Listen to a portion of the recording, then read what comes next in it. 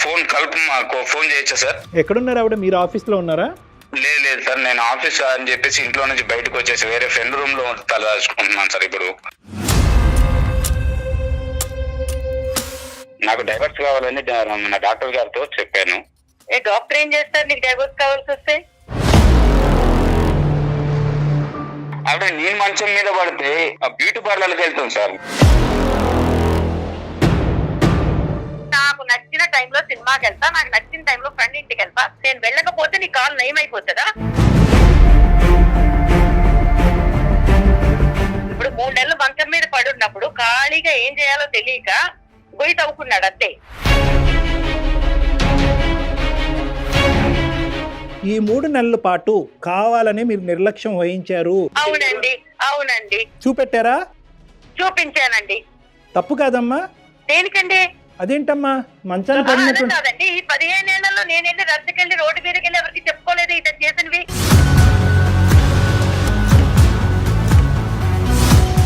అంటే ఇది రివెంజ్ తీర్చుకున్నట్లుగా అనిపించట్లేదా పద్మ గారు? ఒక రకంగా రివేజ్ అండి. నేను హ్యూమన్ బీయింగ్, నేను మనిషిని కదా, నాకు ఒక మనసు ఉంటది.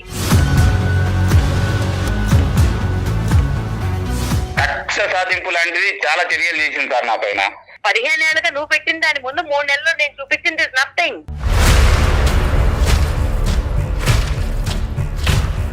నువ్వు శారీస్ నేను పంపిస్తా నోటీస్. నాకు డివోర్స్ కావాలి, పిల్లలు కావాలి.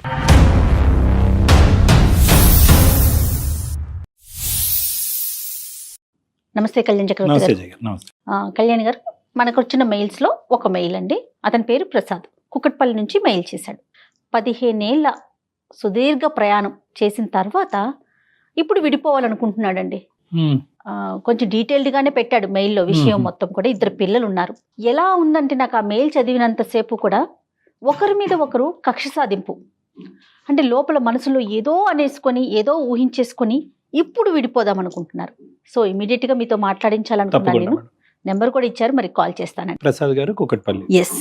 యూజువల్ గా పెద్ద కారణాలకి దెబ్బలాడుకుని పగలు ప్రతీకారాలు పెంచుకునే దానికంటే కనుక ఈ మధ్యకాలంలో చిన్న చిన్న అంశాల మధ్యన విభేదాలు.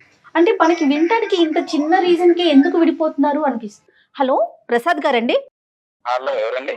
నేను జయానండి, అందమైన జీవితం ప్రోగ్రామ్ నుంచి కాల్ చేస్తున్నాను. మేడం నమస్తే మేడం. నమస్తే అండి, మీ మెయిల్ చూసాను, డాక్టర్ గారికి బ్రీఫ్ గా చెప్పాను. ఫ్రీగా ఉన్నారా? మీతో మాట్లాడొచ్చా? ఎస్ మేడం, ఫ్రీగానే ఉన్నాను మేడం. రైట్ ప్రసాద్ గారు, ఇదిగోండి డాక్టర్ గారు ఉన్నారు, ఒకసారి మాట్లాడండి. సార్ నమస్తే సార్. ప్రసాద్ గారు నమస్తే అండి, చెప్పండి సార్. ప్రసాద్ గారు, సార్ నేను కూకట్పల్లిలో ఉంటాను సార్ ప్రస్తుతం. అయితే నేను ఒక ప్రైవేట్ కంపెనీలో వర్క్ చేస్తుంటాను సార్. యాక్చువల్లీ ఒక ఫ్రస్ట్రేషన్ అండ్ ఒక బాధ అన్ని మధ్యలో నలిగిపోతున్నా సార్ ప్రస్తుతం. మా ఆవిడతో కొంచెం నాకు పడట్లేదు సార్. పడట్లేదంటే నాకు బాగా ఒక ఇంట్లో ఉంటున్నాం, ఒక ఇంట్లో గానీ ఏదో ఒక నా శత్రువుని ఇంట్లో పెట్టుకొని ఉంటున్నా అన్న ఒక దానిలో ఉంటున్నాను సార్ అసలు. ఎలా అంటే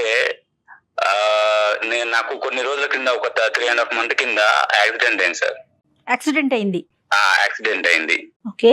ఈ 3.5 months లో నేను యాక్సిడెంట్ అయ్యి మంచాన పడిన తర్వాత నా మీద ఎంత కసి ఉందా అని నాకు అర్థమైపోయింది సార్.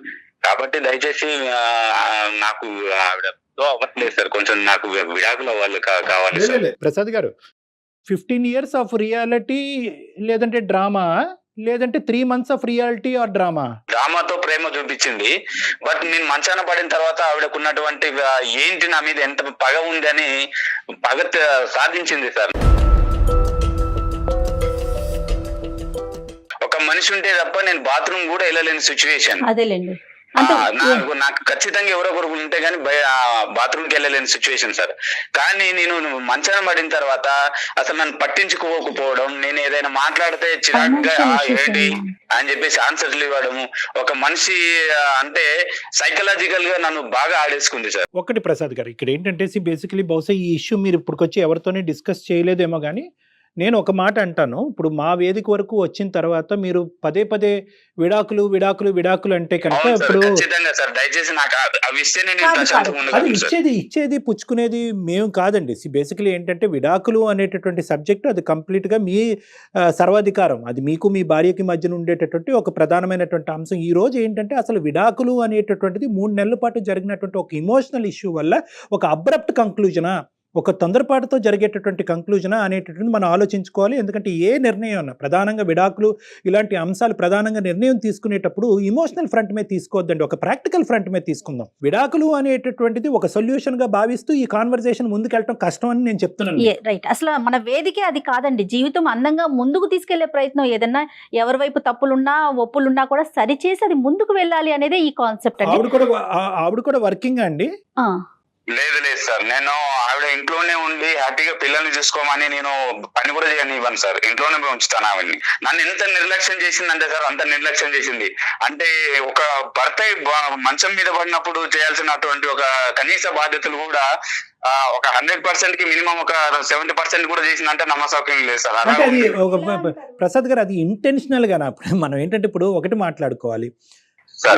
టూ క్వశ్చన్స్ అండి నా పాయింట్ ఆఫ్ వ్యూలో. ఈ 15 years పాటు ఈ మొత్తం ప్రయాణంలో ఎక్కడా కూడా మీ ఇద్దరి మధ్యన భేదాభిప్రాయాలు లేదా, ఏమండి మీరు ఇలా నన్ను ఇబ్బంది పెడుతున్నారు, నాకు బాధగా ఉంది, ఇది కరెక్ట్ కాదండి అనేటటువంటి అంశం మీ ఇద్దరి మధ్యన ఎప్పుడు డిస్కషన్ రాలేదా? నెంబర్ 1 అని చెప్పి ఆవిడ నెంబర్ 1. నెంబర్ 2 ఏంటంటే కనుక ఇప్పుడు ఆవిడ చేతకాక ఈ 3 నెలల పాటు బహుశా ఏంటంటే ఆవిడ ఏం నర్స్ కాదు, లేదంటే ఒక డాక్టర్ కాదు, ఇంతకు ముందు ఇలాంటి ఆవిడతనంతో మంచాన పడినటువంటి వాళ్ళు ఇష్యూని డీల్ చేసేటటువంటి కెపాసిటీ ఆవిడకి లేకపోయి ఉండొచ్చు. ఇక్కడ ఇంటెన్షనాలిటీ ఉందా అంటే ఏంటంటే కావాలని మీరు మంచాన పడ్డారు కాబట్టి, మీకు ఏదో ఒకటి రుచి చూపెట్టాలి కాబట్టి, మీ మీద పగ తీర్చుకోవాలి కాబట్టి కక్ష సాధింపు చర్యగా చేసేటటువంటి అంశం కింద మీరు, సో ఆవిడ పాయింట్ ఆఫ్ వ్యూ అనేటటువంటిది ఏంటి, మీరు ఊహించుకుంటుంది ఏంటి? సార్, నేను మంచాన పడిన తర్వాత ఇప్పుడు ఇన్ టైంలో నాకు ఫుడ్ కానీ లేదంటే ఒక టాబ్లెట్స్ కానీ ఆవిడ నేను మంచం మీద పడితే బ్యూటీ పార్లర్కి వెళ్తాం సార్.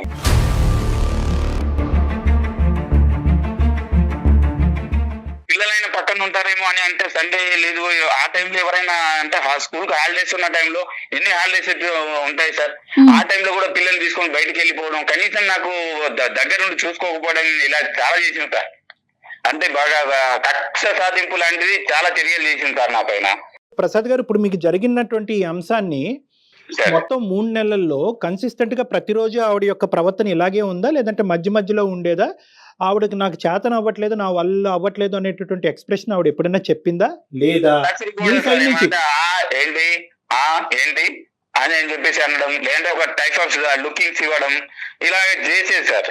అంటే చెప్పుకోలేను సార్, అంటే అంత దుర్భరమైన సిచ్యువేషన్ ఎదురు చూసాను సార్. అంటే ఇప్పటికి నేను అనుభవిస్తున్న సిచ్యువేషన్ ఏంటంటే, నాకు ఈ 3.5 months బాగా ఎదురైన ఘట్టాలన్నీ కూడా ఒక శత్రువుని, నీ శత్రువు ఇంట్లోనే ఉందని దేవుడు నాకు ఇలా చేయడం కూడా మంచిదే జరిగిందేమో, ఇన్ని రోజుల నాటకానికి ఒక తెర లేపాడేమో అని నేను ఫీల్ అవుతున్నాను సార్.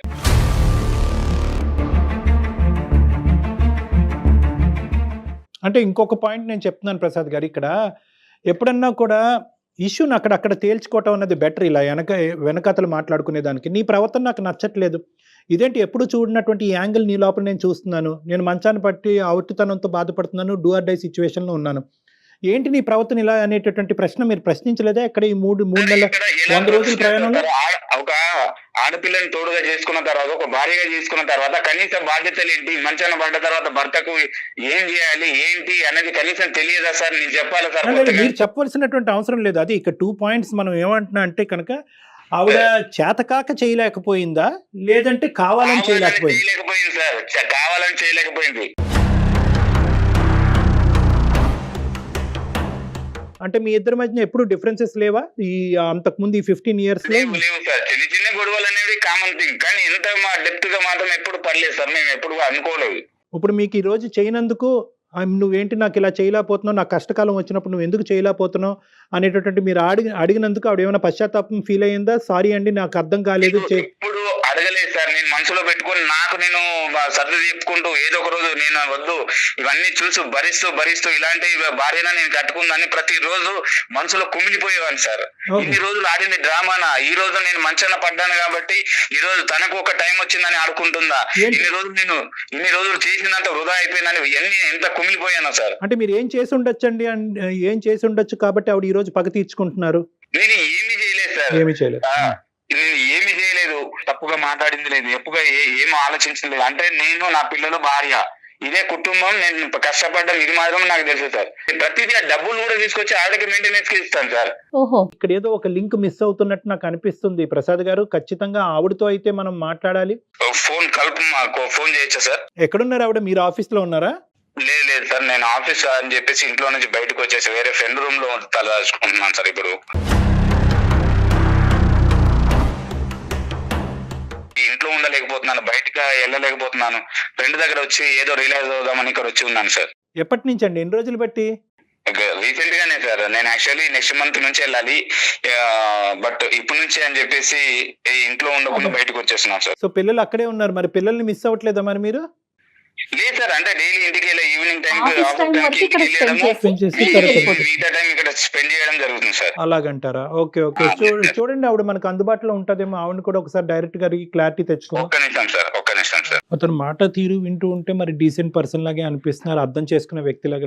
అపోహలకు లోన ఉన్నట్టు. 15 ఏళ్ళు కలిసి ఉన్నప్పుడు ఏ భార్య అయినా సహజంగా మనం ఆలోచిస్తే, భార్య కానీ భర్త కానీ ఏదైనా తీవ్రమైన ఇబ్బంది పడుతున్నప్పుడు ఇలా కూడా బిహేవ్ చేస్తారా? అంటే మేజర్లీ కమ్యూనికేషన్ మేడం. ఇక్కడ ఏమవుతుందంటే వీళ్ళు చిన్న విషయాలు అనుకుంటున్నారు, ఎక్కడికక్కడ కవరప్ చేసుకుని అతను ఇంతే అని ఆవిడ అనుకుంది, ఈవిడింతే అని ఇతను కంటిన్యూ అయిపోతున్నారు. The main thing about wife and husband relationship ఏంటంటే కమ్యూనికేషన్. ఈ రోజు ఇప్పుడు అతను మనతో చెప్పినట్టుగా ఇంతకు ముందు ఎవరితో కమ్యూనికేట్ చేసి ఉండడు, అంటే ఎవరితో అక్కర్లేదు, భార్య భర్త కూర్చుని ఏమైనా నాకు ఇది నచ్చుతుంది, ఇది నచ్చట్లేదు, ఇది కరెక్ట్, ఇది రాంగ్ అనేది. అంటే సైకలాజికల్ గా మీ ఉద్దేశం ఎప్పటికప్పుడు ఒక ఇష్యూ ఉన్నప్పుడు అప్పుడే మాట్లాడేసుకోవటం మంచిదంటారా? హలో పద్మ, అట్లీస్ట్ ఆ ఇష్యూ రిపీట్ అయ్యేటప్పుడు. పద్మ చెప్పు. నేను డాక్టర్ కళ్యాణ్ గారి దగ్గర ఉన్నాను. అదే దేనికి వెళ్ళావని అడుగుతున్నాను. దేనికి వెళ్ళావంటే నీకు తెలియదా దేనికి వెళ్ళాను? నాకెట్లా తెలుస్తుంది? బానే ఉన్నావు కదా ఇప్పుడు. నాకు డైవర్స్ కావాలని నా డాక్టర్ గారితో చెప్పాను. డాక్టర్ ఏం చేస్తారు నీకు డైవర్స్ కావాల్సి వస్తే?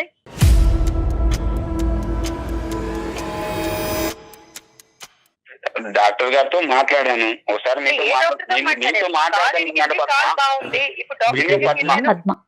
అలా కాదు పద్మ గారు, ఒక్క నిమిషం అమ్మా. పద్మ గారు నమస్తే అమ్మా. నమస్తే అమ్మ, నా పేరు డాక్టర్ కళ్యాణ్ చక్రవర్తి. నేను మానసిక వైద్య నిపుణుడి, రిలేషన్షిప్ కౌన్సిలర్ని. నాతో పాటు జయ గారు ఉన్నారు. మేము సుమన్ టీవీ వేదిక అందమైన జీవితం అనేటటువంటి ఒక ప్రోగ్రామ్ నుంచి మాట్లాడుతున్నాం. మిమ్మల్ని ఇబ్బంది పెట్టి మిమ్మల్ని కష్టపెట్టేటటువంటి ఉద్దేశం కాదు. మీ ఇద్దరి మధ్యన ఏమైనా తెలియనటువంటి అపోహలు, భేదాభిప్రాయాలు ఏమన్నా ఉంటే కనుక ప్రొఫెషనల్ మీడియేషన్ ద్వారా అది రెక్టిఫై చేయటం గురించే మా యొక్క ప్లాట్ఫామ్. మీకు ఇది మా ఇద్దరికి సంబంధించింది. ఆయన తీసుకెళ్లి రోడ్డును పడేసి. అమ్మా ఒక్క నిమిషం నేను కామ్గా మాట్లాడుతున్నాను, దయచేసి మీరు కూడా అర్థం చేసుకుని కామ్గా మాట్లాడండి. నేనేంటంటే మిమ్మల్ని ఇబ్బంది పెట్టేటటువంటి ఉద్దేశం కాదు. అతను మాకు రీచ్ అయ్యారు. ఏ పాయింట్తో రీచ్ అయ్యారంటే, సార్ నేను ఇలా మానసికంగా ఇబ్బంది పడుతున్నాను, 15 years పాటు మా ప్రయాణంలో ఎటువంటి ఇబ్బంది రాలేదు. ఎప్పుడైతే కనుక నేను దురదృష్టం కొద్దీ నేను సిక్ అవటం వల్ల, లేదంటే నాకు యాక్సిడెంట్ అవటం వల్ల నేను మంచం మీద ఉన్నప్పుడు మా భార్య యొక్క ప్రవర్తన నాకు నచ్చలేదు, నేను షాక్కు గురయ్యాను. కాబట్టి ఇన్ని రోజులు మా భార్య నాతో పాటు చేసినటువంటిది ఒక నిజమైనటువంటి ప్రేమతో కూడినటువంటి అంశం కాదేమో. ఇప్పుడు ఆవిడ అది మీకు చెప్పుకున్నాడా? అంటే అలా చెప్పుకున్నాడు. మేమేం కంక్లూడ్ అవ్వలేదమ్మా. మీరు బ్యాడనో మీరు కరెక్ట్ కాదనో మీ ప్రయాణం తప్పనో మేమైతే కంక్లూడ్ అవ్వలేదు. అతను బాధ అలా వెలగక్కాడు అనేటటువంటిది నేను మీ వరకు తీసుకొస్తున్నాను. ఏకంగా 2 పిల్లలు కన్నా తర్వాత మీరు డివోర్స్ అనేటటువంటి పదం వాడటం కూడా కరెక్ట్ కాదు. మాకు ఒక్కసారి పద్మ గారితో మాట్లాడటానికి అవకాశం ఇవ్వండి అని చెప్పి మేము అతని మీద ఒత్తిడి తీసుకొస్తే మీకు కలపటం జరిగింది. చెప్పాలి కదండి, చెప్పకుండా ఏం చెప్తారు చెప్పు. నువ్వు ఇలా చేసావని చెప్పుకొని బాధపడాలా? లేదంటే నువ్వు అర్థం చేసుకోవాలని నీతో ఏడవాలా? ఏం చెప్పాలి చెప్పు. ప్రసాద్ గారు ఇప్పుడు ప్రసాద్ గారు అలా కాదండి. ఆ ఆర్గ్యుమెంట్ కాదు ప్రసాద్ గారు. ఇక్కడ ఏంటంటే ఆవిడ స్థానంలోంచి ఆవిడ మాట్లాడేటటువంటి మాట కరెక్ట్. ఇప్పుడు ఎందుకంటే మీరు సడన్గా ఇప్పుడు డివోర్స్ అనేటటువంటి అంశం మీరు మనస్తాపం చెందారు కాబట్టి డివోర్స్ అనేటటువంటి అంశం తీసుకురావటం అన్నది మీ వరకు మీ ఆలోచన శైలికి సబబే, కాదనట్లేదు. కానీ ఈ రోజు ఆవిడని సర్ప్రైజ్ చేశారు కదా. మా యొక్క మీడియేషన్ ఉంది, అందమైన జీవితం నుంచి డాక్టర్ కళ్యాణ్ చక్రవర్తి గారి దగ్గరికి వచ్చాను, మీరు ఎక్కడ వచ్చారు నా దగ్గరికి, మీరు ఫోన్ చేస్తే నేను మీ ఫోన్లో మాట్లాడుతున్నాను. సో ఆవిడ వరకు ఆవిడ సర్ప్రైజ్ అవటం, ఆవిడ వరకు ఇనీషియల్గా అలా రియాక్ట్ అవటం అన్నది మనం యాక్సెప్ట్ చేద్దాం. ఫస్ట్ మనకు కావాల్సింది ఏంటంటే అమ్మ సారీ అమ్మ, అతని తరపున నేనే సారీ చెప్తున్నాను, మీకు ఇలా సర్ప్రైజ్. అతని బిహేవియరే అంతా, మీరు సారీ చెప్పడం ఎందుకండి? ఈ షాకులు నాకు 15 సంవత్సరాల నుంచి అలవాటేలేండి.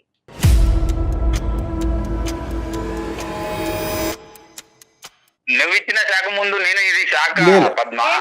నేను మంచాన పడ్డ తర్వాత నువ్వు ఇచ్చిన శాఖల కంటే ఇదేమి ఎక్కువ కాదు పద్మ. ఆవిడ యొక్క రియాక్షన్ ఏంటో మనం ఒకసారి విందాం. Okay sir. ఇప్పుడు 3 నెలలు మంచం మీద పడున్నప్పుడు ఖాళీగా ఏం చేయాలో తెలియక గొయ్యి తవ్వుకున్నాడు అంతే. ఇప్పుడు బేసిక్ గా అతనికి కావాల్సింది డివోర్స్, ఎందుకంటే ఇప్పుడు నడుస్తున్నాడు కదా. ఇప్పుడు నీ కంప్లైంట్ ఏంటి? నీకు టైం కి మందులు ఇచ్చా, టైం కి తిండి పెట్టా, టైం కి స్నానం చేయించా, బ్యూటీ పార్లర్కి వెళ్ళుకుంటూ నువ్వు నాకు ఇచ్చావు. నేను వెళ్ళకపోతే నీ కాలు నయం అయిపోతుందా? నాకు ఒక 2 థింగ్స్ కావాలి. ఒకటి ఏంటంటే ఈ 3 నెలల పాటు అతనికి కావాల్సినటువంటి సదుపాయాలు, అతనికి కావాల్సినటువంటి అవసరాల్లో మీరు కావాలనే, అతని అభిప్రాయం కావాలనే మీరు నిర్లక్ష్యం వహించారు, అతను ఇబ్బంది పెట్టాలనేటటువంటి ఉద్దేశంతోనే మీరు ముందుకెళ్ళారు. అవునండి. అవునమ్మా, కావాలని కొన్ని చేశా. కరెక్ట్.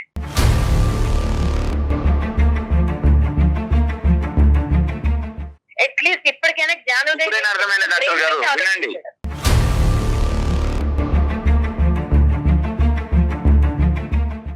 ఎప్పుడు బ్రెయిన్ యూజ్ చేసావు కదా, ఈసారి కొంచెం నీకు 3 నెలలు ఖాళీగా ఉండేసరికి మనసు అనేది ఒకసారి బయటకు వచ్చిందేమో ఆలోచించడానికి. 15 ఏళ్ళుగా నువ్వు పెట్టిన దాని ముందు 3 నెలల్లో నేను చూపించింది నథింగ్. చూపెట్టారా? చూపించానండి. తప్పు కాదమ్మా. దేనికండి?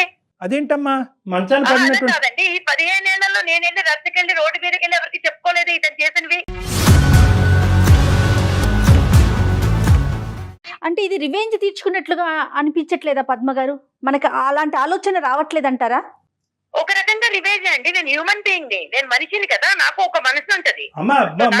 వచ్చింది ఈ రోజు 15 సంవత్సరాలు బహుశా మేమేమో ప్రీమెచ్యూర్ గా మాట్లాడుతున్నానేమో, నా అనుభవంతో నేను ఏమైనా కొద్దిగా తెలిసి తెలియకుండా ఏమైనా మాట్లాడుతున్నానేమో, నన్ను క్షమించండి. కానీ నేను అనేది ఏంటంటే 15 సంవత్సరాల పాటు ఏ స్థాయి క్షోభను అనుభవించిన తర్వాత మంచం మీద పడి 2 కాళ్ళు ఎరగొట్టుకుని పనిచేసేటటువంటి ఒక మనిషి మంచం మీద ఉన్నప్పుడు ఎటువంటి వ్యక్తిత్వం ఉండేటటువంటి వాళ్ళు కక్ష సాధింపు చేస్తారు, ఎటువంటి మనస్తత్వం ఉండేటటువంటి అంటే మీరు ఒక్క నిమిషం మిమ్మల్ని ఇంటరప్ట్ చేస్తున్నందుకు కాదు, వ్యక్తిత్వాల గురించి మాట్లాడితే వ్యక్తిత్వం లేని మనిషితో నేను 15 సంవత్సరాలు ఉన్నాను.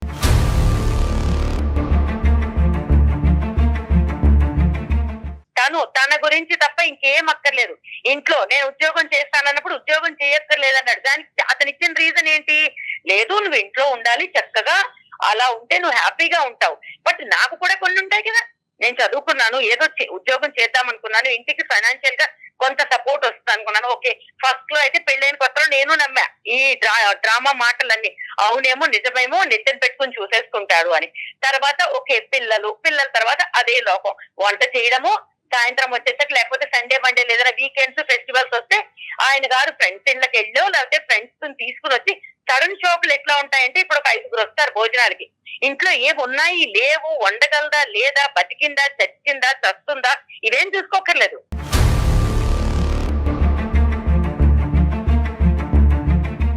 ఇప్పుడు ఎవరైనా ఫ్రెండ్స్ చెప్పి రారు కదా, దాన్ని కూడా మనసులో పెట్టుకుంటావా? ఎందుకు పెట్టుకోనండి? ఫ్రెండ్స్ ఏం లేకుంటాయి. ఇప్పుడు నీకు చేస్తానా? ప్రసాద్ గారు ఒక నిమిషం ఉండండి, మీరు కామ్ డౌన్ ప్లీజ్. నాకు చిన్నప్పటి నుంచి ఫైనాన్షియల్ గా ఇండిపెండెంట్ గా అవ్వాలి, నాకంటూ ప్రతి నెల 100 రూపాయలు ఇస్తావా 1000 రూపాయలు ఇస్తావా ఇది కొనుక్కుంటారు. ఏది కొనాలన్నా కూడా ఐ అండర్స్టాండ్. ఓకే, మధ్య తరగతి బతుకులు ఇలానే ఉంటాయి, ఎలా ఉన్నా కూడా ఏది కొనుక్కోవాలన్నా ఈ నెల బడ్జెట్ లేదు, వచ్చే నెల ఇంకో ఖర్చు వస్తుంది, తర్వాత నెల అమ్మ వాళ్ళకి పంపించాలి, తర్వాత నెల ఇంకేదో చెయ్యాలి, ఎప్పుడూ ఖర్చులే. మరి అలాంటప్పుడు నేను ఉద్యోగం చేస్తే నేను సపోర్ట్ చేస్తాననే కదా చెప్పింది. పిల్లల్ని కూడా కాంప్రమైజ్ అయ్యి స్కూల్కి ఏదో పంపిస్తున్నాం, బట్ అనుకున్న స్కూల్ కి పంపించట్లేదు. ఏదో కాంప్రమైజ్ అయ్యాము, పంపిస్తున్నాం. ప్రతి Financial రోజు issue నా? ఏదో ఒకటి. ఫైనాన్షియలీ వాళ్ళు బాగున్నంత ఆర్థికంగా కాలం, కాదు. మంచాన పడనంత కాలము ఆయన చేసినవి ఇంత అంత కాదు, మంచాన పడినంత కాలము మేలీగో, తక్కువేం లేదు మేలీగో.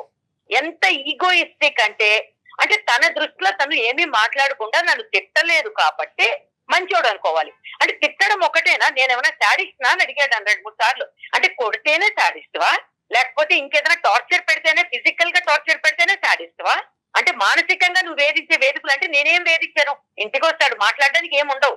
ఎప్పుడు కూర్చుని మేము మాట్లాడుకుంది లేదు. నాకు తెలిసి, నాకు గుర్తుండి పెళ్ళైన కొత్తలో ఒక 2-3 నెలలు వదిలేస్తే దాని తర్వాత ఓకే అందరి జీవితాలు ఇలాగే ఉంటాయి, సినిమాలాగా ఉండదు, కాంప్రమైజ్ అయిపోయా. కాంప్రమైజ్ అయిన తర్వాత కూడా చిన్న చిన్న వాటికి కూడా ఏదైనా కావాలంటే ఎక్కడికైనా వెళ్దామా, డబ్బులు ముందుకు వస్తాయి. ఏదైనా కొనుక్కుందామా, డబ్బులే ముందు వస్తాయి. ప్రతి దానికి నీకు డబ్బులు అంత ప్రాబ్లం అయినప్పుడు నన్ను ఉద్యోగం చేయకూడదని ఎందుకు తొక్కేసావు నువ్వు?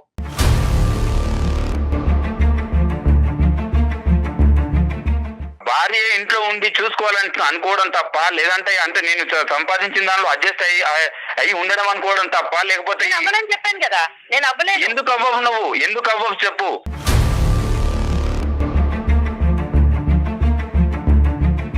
నువ్వు ఉద్యోగం చేసేవన్నీ నువ్వు అన్ని సక్సెస్ అయినట్ట, నువ్వు ఇంట్లో కూర్చొని పిల్లల్ని చూసుకుంటే సక్సెస్ అయినట్టు కాదా? మనసులో ఏదో పెట్టుకొని ఏదో చెప్తుంది, ఏదో చేస్తుంది. నాకైతే అవ్వదు. నీతో పడి ఉండక్కర్లేదు, ఎప్పుడో డివోర్స్ ఇచ్చి పిల్లల్ని తీసుకుని వెళ్ళిపోదును.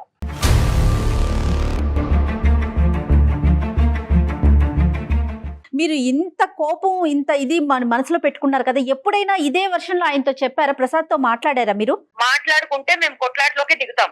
సో దాని బదులు మాట్లాడుకోకుండా బతికేస్తున్నాం. అది కాంప్రమైజ్ అయ్యి బతకడమా, లేకపోతే చావలేక బతకడమా? దాన్ని ఏం పేరు పెట్టుకుంటారు పెట్టుకోండి. ఏం మాట్లాడాలన్నా ఫ్రెండ్స్ వస్తారు. ఒక పనికి మాలిన నాగరాజు ఎవడో ఉంటాడు, ఎప్పుడు చూసినా అక్కడికి పోతాడు. ఎందుకు వెళ్తావు నువ్వు? వాడి గురించి మాట్లాడకు, వాడి గురించి మాట్లాడకు. వాడు నా ఫ్రెండ్, వాడు అవును, వాడు నా ఫ్రెండ్. నాకు ఎన్నోసార్లు అవసరాలకు డబ్బులు ఇచ్చాడు వాడు. అవును, అవసరమైన ప్రతిసారి వాడు ఎన్నోసార్లు డబ్బులు ఇచ్చి ఆదుకున్నాడు. వాడి గురించి నువ్వు ఎలా మాట్లాడతావు? నా ఫ్రెండ్స్ గురించి మాట్లాడాల్సిన అర్హత ఏంది నీకు? నువ్వు తాళి కట్టావు కదా, తాళి కట్టినప్పుడు నా ఫ్రెండ్స్ కూడా నువ్వు డెఫినెట్లీ గా స్వీకరించాలి. వాడు విషయంలో ఎలా మాట్లాడుతావు నువ్వు? స్వీకరించను, నిన్ను స్వీకరించా. నీతో పాటు మీ అమ్మ బాబుల్ని కూడా స్వీకరించా కొంతవరకు. కానీ నీ ఫ్రెండ్స్ ని, ఆళ్ళ పిల్లల్ని అమ్మ బాబులని మాట్లాడకు, అమ్మ బాబులని మాట్లాడకు. ఏ రోజైనా మీ అమ్మ నాన్న గురించి మాట్లాడాను? అమ్మ బాబులని ఈ రోజు మాట్లాడుతున్నాను. ఏంటి నువ్వు చేసే ఘనకార్యాలు? ఇంతకంటే ఏం చేయగలను? నేను మానసికంగా ఎంత కుమిలిపోయాను నాకు తెలుస్తుంది. అవును, ఖాళీగా ఉన్నావు కాబట్టి కుమిలిపోయావు. బిజీగా ఉన్నప్పుడు కుమిలిపోలేదు కదా. కాలు ఇరిగి ఇంట్లో పడ్డాను కాబట్టి నీవేంది అర్థమైంది? దేవుడు అనేవాడు ప్రతి ఒక్కరికి ఒక అవకాశం ఇస్తాడు. చెప్పు చెప్పు పద్మ, చెప్పు. ఇదే ప్రోగ్రామ్ నాకు తెలుసుంటే నీకన్నా ముందు నేను చేసి అడిగేదాన్ని డివోర్స్. నేను డాక్టర్ దగ్గరకు వచ్చేదాన్ని కదా, లాయర్ దగ్గరికి వెళ్ళేదాన్ని.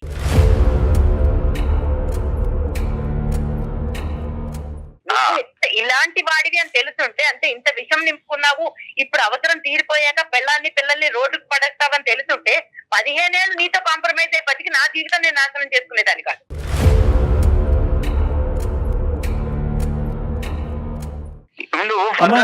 ప్రాబ్లమ్స్ ఎలా ఉంటాయని నీకు తెలిసినప్పుడు నువ్వు నన్ను బాగా చూసుకుంటే ఈ రోజు ఈ సిచ్యువేషన్ రాదు కదా. ప్రాబ్లం ఏంటి? వదిలేస్తే వదిలేపో.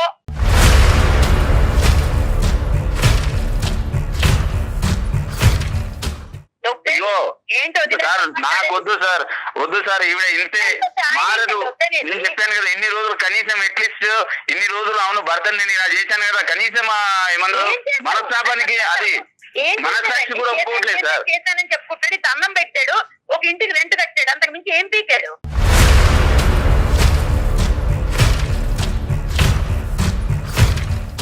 మీ డెఫినేషన్ ఎలా ఉంది అంటే కనుక బహుశా అతని మనసు వరకు అతనికి అర్థం కాలేదు. మీ డెఫినేషన్ ఏం చెప్తున్నారు? నాకు ఫ్రీడమ్ ఉందా, నాకు స్వేచ్ఛ ఉందా, నీ ఫ్రెండ్స్ కి ఇచ్చేటటువంటి ఇంపార్టెన్స్ భారీగా నాకు ఇస్తున్నావా? అవును, నన్ను ఫైనాన్షియల్ గా స్టాండర్డ్ గా లేను, ఉన్నదాను అడ్జస్ట్ అవ్వాలని చెప్తాను. అదే తప్ప అండి? తప్పే. ఇక్కడ ఒక ప్రధానమైనటువంటి ఇష్యూ ఏంటంటే ఇవన్నీ ఆవిడ మనసులో దాచిపెట్టుకుని ఒక అవకాశం దొరికిన తర్వాత 3 నెలల పాటు మీరు మంచం మీద పడినప్పుడు ఆవిడ కక్ష సాధింపు చర్యగా ఇది ఒక బంగారు అవకాశంగా తనకు వచ్చింది, మీకు బుద్ధి చెప్పడానికి ఇంతకు మించినటువంటి అవకాశం లేదు అనేటటువంటి విధంగా ఆవిడ ఆలోచన శైలి అంత క్రికెట్గా ఎలా మారిపోయింది అనేటటువంటిది ఇక్కడ ముఖ్యమైనటువంటి అంశం. ఎందుకంటే ఈ మనిషి నీకేమీ చేయలేదు, భయంకరంగా హింస పెట్టాడు, పగలనక రాత్రనక కొట్టాడు, తిట్టాడు, ఆర్థికంగా ఇబ్బంది పెట్టాడు, పిల్లల్ని చదివించడానికి డబ్బులు ఇవ్వలేదు, మిమ్మల్ని బయటకు వెళ్ళడానికి స్వేచ్ఛనివ్వలేదు, ఇన్ని రకాలుగా హింస పెట్టినా కూడా ఒక మానవతా దృక్పథంతో ఒక మనిషి మంచం మీద పడినప్పుడు సేవ చేయవలసినటువంటి భార్యే కాదు, ఒక ఎవరైనా కూడా అతని పక్కన ఎవరున్నా కూడా సేవ చేస్తారు. కానీ దాన్నే ఒక వాళ్ళు పిలుచుకోవచ్చు కదండి, వాళ్ళకి బాగా నీ పాత్ర ఎవరో వచ్చి చేస్తారనే ఉద్దేశంతో నీకు ఇచ్చి పెళ్లి చేయలేదమ్మా. ఏ సేవ చేసుకుందుకి అమ్మ రావచ్చు, మీ అక్క చెల్లెలు రావచ్చు, సేవకి ఎవరు రారు. మీరు చేసినటువంటి ప్రవర్తన సమర్థించుకోవద్దమ్మా, ఇంకా పరుగు పోతుంది. ఒక్క నిమిషం పద్మ గారు, పని మనిషి అని అట్లా అనుకుంటే ఎట్లా పద్మ గారు? పెళ్ళై 15 సంవత్సరాలు ఇద్దరు కలిసి ప్రయాణం చేశారు, ఎందుకు పెళ్లి చేసుకున్నానని అడుగుతున్నాడు. మరి ఇంతవరకు డాక్టర్ గారు చెప్పారు కదా, ఆయన ఇవ్వాల్సినవన్నీ ఇచ్చాడు, ఆయన ప్రకారం ఆయన చాలా సంతృప్తికరమైన లైఫ్ లీడ్ చేశాడు. అంటే పెళ్లి చేసుకుంటే పెళ్ళడానికి బట్టలు, ఒక ఇల్లు, అది బాధ్యత కదా అతండి. అదే నేను అంటున్నాను. ఏంటంటే ఇది ఇస్తే సరిపోతుంది అనేటటువంటి వర్జన్ లో ప్రసాద్ గారు ఇప్పుడు వచ్చి అతను కనువిప్పు కలగలేదు. నేను చెప్పాను కదా, నేను సరిపోతుంది ఎన్నిసార్లు చెప్పాను. నేను ఉద్యోగం చేస్తాను, మన ఫైనాన్షియల్ స్టేటస్ బాగుంది. నాకు ఇష్టం లేదు. మీరు ఒక పాయింట్ ఏంటంటే ఆవిడ 15 years పాటు ఒక ట్రామాకు గురైంది. ఓకే, ఇప్పటికైనా యాక్సెప్ట్ చేయండి.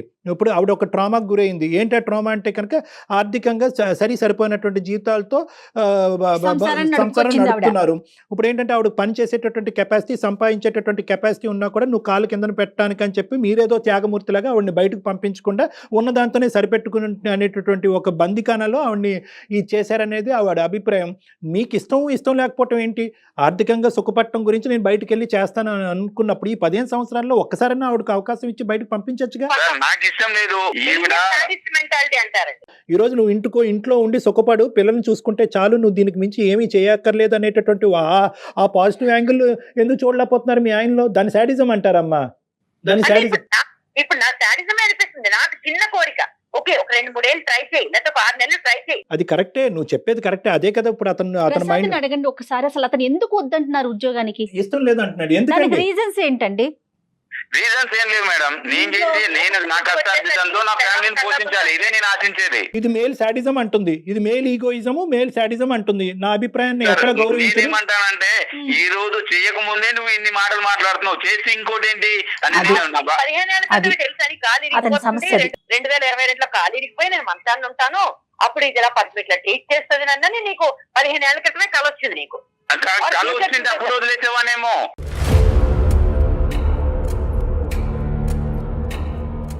ఇంట్లో కూర్చుంటేనే ఇలా మాట్లాడుతుంది, బయటకు వెళ్తే ఈవిడ కొమ్ములు వచ్చి ఇంకెలా మాట్లాడుతా అంటే ఒక ఆడదాన్ని ఇలాగే ఉండాలి, ఈ పరిధుల మధ్యనే ఉండాలి, ఇలాగే మాట్లాడాలి, ఇలాగే వ్యవహరించాలి అనేటటువంటి గీతలు మీరు ఆల్రెడీ మెంటల్లీ మీరు ముందే గీసుకున్నారు. నేను ఇప్పుడు వరకు ఏమనుకుంటున్నానంటే, అరే అబ్బా ప్రసాద్ భార్యను సుఖపెట్టేస్తున్నాడు, ఇంట్లో కాళ్ళు నేల మీద మోపకుండా అబ్బాయి ఎంత పువ్వుల్లో పెట్టుకుని భార్యను చూసుకుంటున్నాడు అని నేను అనుకున్నాను. ఇప్పుడు అలా లేదు యాంగిల్. బయటకు వెళ్తే 2 కొమ్ములు వస్తాయి, నన్ను డామినేట్ చేస్తావు, లేదా నా వాల్యూ పోతుంది అనేది మాట్లాడుతున్నాను. నేను ఒకవేళ పంపించుంటే 100% ఇదే జరిగింది. 3 నెలలు ఆయన కాదనుకుని నాకు నచ్చిన టైంలో సినిమాకి వెళ్తా, నాకు నచ్చిన టైంలో ఫ్రెండ్ ఇంటికి వెళ్తా, నాకు నచ్చిన టైంలో ఫ్రెండ్స్. నేను ఒకే ఒక మాట చెప్తాను, దయచేసి శ్రద్ధగా వినండి. ఒకే ఒక మాట నేనేమంటున్నానంటే, ఈ 15 years పాటు మీ యొక్క అధికారం ఇలా ఉంది, నా యొక్క ఆలోచన శైలి ఉంది, నాకంటూ స్వేచ్ఛ ఉంది, నాకు స్వేచ్ఛ కావాలి, నాకు విముక్తి కావాలి, లేదంటే నీ ప్రవర్తన మారకపోతే నేను చచ్చిపోతాను అనేటటువంటి అంశాలు మీరు ఇంకో విధంగా ఫైట్ చేసి ఉంటే చాలా బాగుండేదమ్మా. బయటికి వెళ్ళి బతకచ్చు, పిల్లలతో బతకచ్చు, ఉద్యోగం చేసుకోవచ్చు, నా అభిప్రాయం ఇది, నా ఆలోచన ఇది, నేను ఇలా ఉండగలను అని చెప్పి అతనికి ఇంకో విధంగా బుద్ధి చెప్పచ్చు. కానీ ఒక మనిషి మంచం మీద పడిన తర్వాత ఒక శాడిస్టిక్ మెంటాలిటీతో, ఒక ఇన్హ్యూమన్గా అరే నీకు మంచి శాస్త్రే జరిగింది, ఇప్పుడు పెళ్ళం అంటే నీకేం తెలుస్తుంది అనేటటువంటి అభిప్రాయంతో మీ క్యారెక్టర్ని మీరు అసాసినేట్ చేసుకున్నారు చూడండి, అది నాకు బాధగా ఉంది. పొరపాటు పడుతున్నారండి.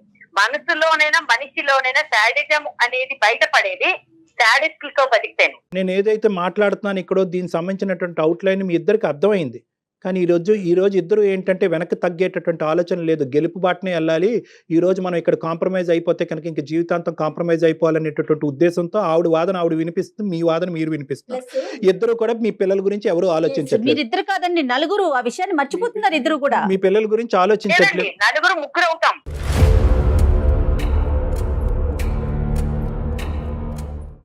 ఎప్పుడైతే అతనే ఒంటరివాడు అవుతాడు, మేము ముగ్గురు ఉంటాం. అయినా పర్వాలేదు పద్మ, నీలాంటి పరిస్థితిలో నేను ఉండడం కంటే కూడా ఒంటరిగా ఉండి పోయినా పర్లేదు. జీవితం అంటే ఏంటో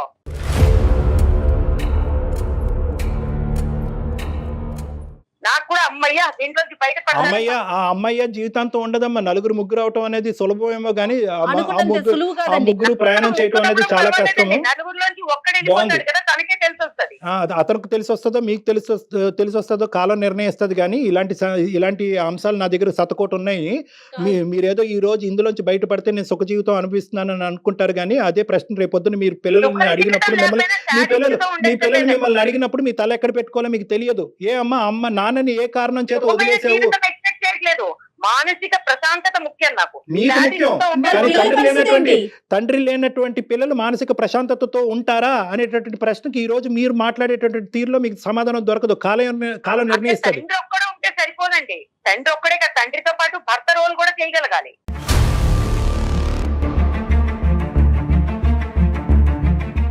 దయచేసి ఇద్దరు కూడా విడాకులు అనేటటువంటి ఆస్పెక్ట్ పక్కన పెట్టండి. మీరిద్దరు కలిసి నా దగ్గరికి రండి ఒక్కసారి. ఎందుకంటే ఇది అంత చిన్న అంశం ఏం కాదు. దయచేసి నాకు మాత్రం ఇలాంటి ఏమంటారు ఒక చెర నుంచి బయటకు విడిపిస్తారని నాకు వద్దు సార్. ఈవిడ మాత్రం వద్దు, నాకు విడాకులే కావాలి. నేను బతికేదేంటండి? చెర అనుకునే మనిషితో అసలు బతకాలన్న ఆలోచనే దరిద్రంగా ఉంది.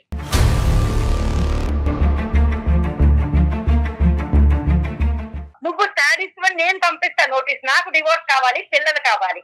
నువ్వు ఎక్కడ ఏడుస్తావో, నాగరాజు గారి దగ్గర పోతావో, 10 మంది ఫ్రెండ్స్ సొసైటీలో స్థానం పోయిన తర్వాత ఫ్యామిలీ లేకుండా నీకు తెలుస్తుంది. నువ్వు లేకపోతేనే ప్రశాంతంగా ఉంటాను డెఫినెట్లీగా. హలో